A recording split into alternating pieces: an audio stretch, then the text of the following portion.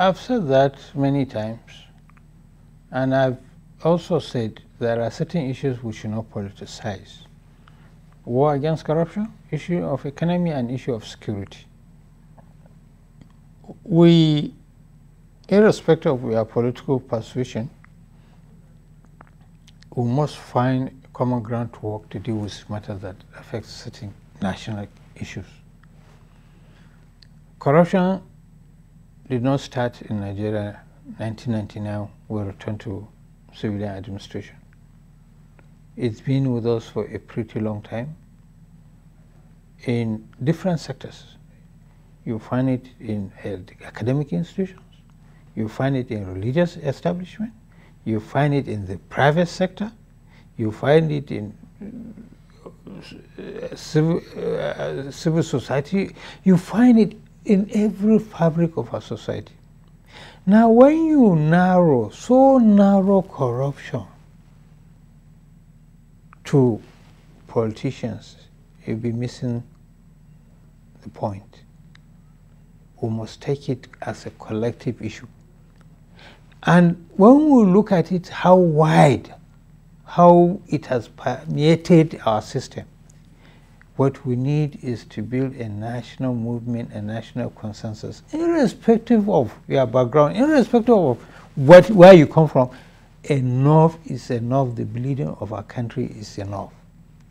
How do you all come together to make sure that things do not continue and things will become obvious, you deal with in accordance to the law?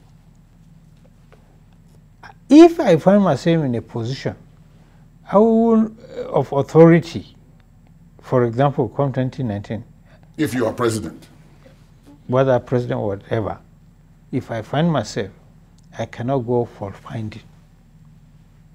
But any wrongdoing will be dealt with according to law, no matter who might have committed it.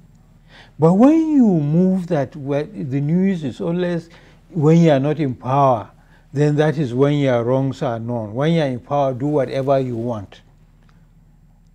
And there are more people in power than those outside power at any given time.